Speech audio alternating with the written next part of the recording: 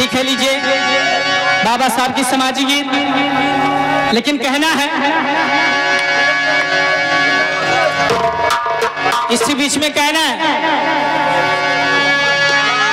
और काहे मुखी बहुजने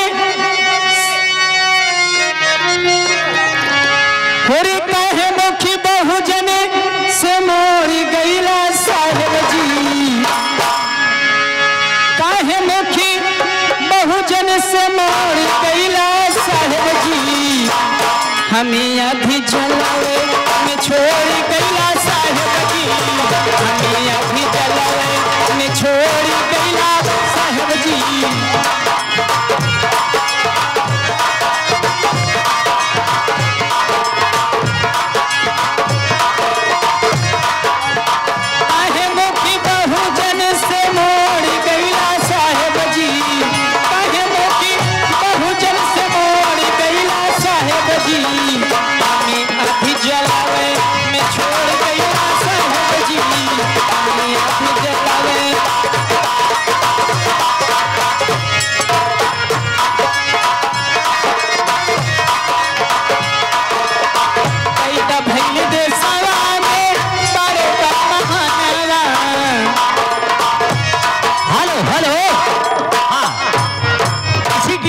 खुश होकर के आज्ञाराम पटेल 10 रुपए का पुरस्कार देते हैं, पार्टी तरफ से स्वागत है। क्यों?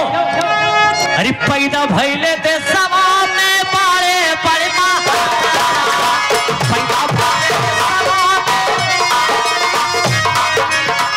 जाने लाई लोग जाने सगरो जहानवा। जाने लाई लोग जाने सगरो जहानवा।